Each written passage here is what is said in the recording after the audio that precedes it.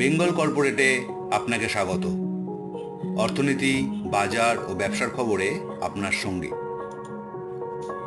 আপনি কি জানেন আপনার বেতনের একটা অংশ সরাসরি সরকারের কাছে যায়? হ্যাঁ, এই টাকাটাই হলো আয়কর বা ইনকাম ট্যাক্স। আজকের ভিডিওতে আমরা খুব সহজভাবে বুঝব আয়কর কি, কাদের দিতে হয় আর কিভাবে হিসাব করা হয়। আয়কর হলো এমন এক কর যা সরকার ব্যক্তির বা প্রতিষ্ঠানের আয়ের ওপর ধার্য করে। সরকার এই টাকায় দেশ চালায়, রাস্তা, স্কুল, হাসপাতাল ও নানা সরকারি প্রকল্পের জন্য। অর্থাৎ আমরা কর দিই আর সেটা দিয়ে দেশ চলে। কারা এই আয়কর দেয়? যে কোনো ব্যক্তি, Hindu undivided family, company, farm বা ট্রাস্ট যাদের আয় নির্দিষ্ট সীমার বেশি, তাদের আয়কর দিতে হয়। 2025-26 অর্থবর্ষ অনুযায়ী যদি আপনার বার্ষিক আয় 2.5 লক্ষের বেশি হয়, তাহলে আপনাকেও আয়কর দিতে হবে। আচ্ছা, আয়কর কিভাবে হিসাব হয়?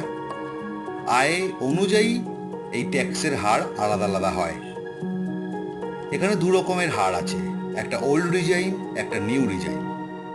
ওল্ড রিজাইমে আপনি অনেক রকম ডিডাকশন পাবেন, যেমন 80C, 80D, HRA ইত্যাদি। আর নিউ রিজাইমে কোনো ডিডাকশন আপনি পাবেন না, কিন্তু এই ক্ষেত্রে ট্যাক্সের হার আপনার অনেক কম হবে।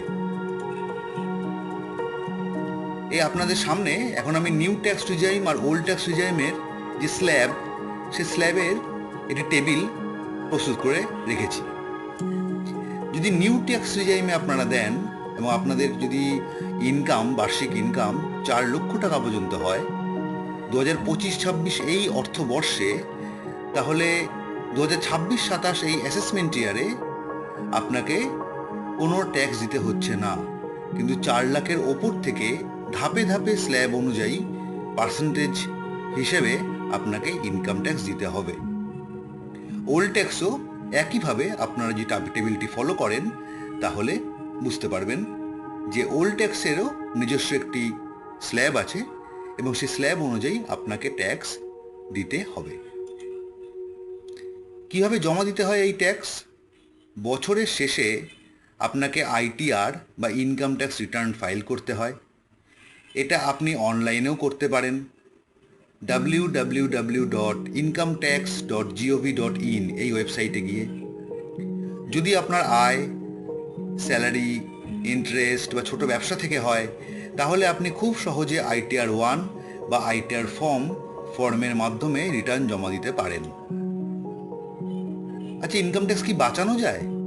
হ্যাঁ, কর বাঁচানোর উপায় আছে।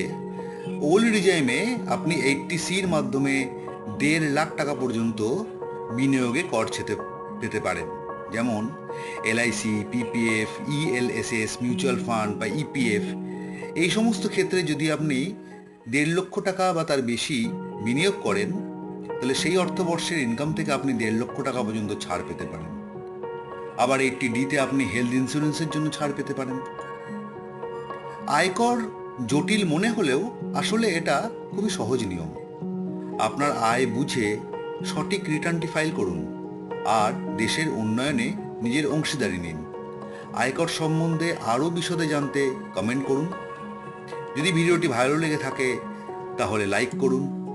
আর অর্থনীতি, বাজার, ইনকাম ট্যাক্স, স্টক মার্কেট এইসব সম্বন্ধে আরও আপডেট পেতে, আরও জানতে আমাদের চ্যানেলটি সাবস্ক্রাইব করুন। Stay connected, stay well. Bengal corporate, অর্থনীতি, বাজার ও ব্যবসার খবরে আপনার সঙ্গে। ধন্যবাদ।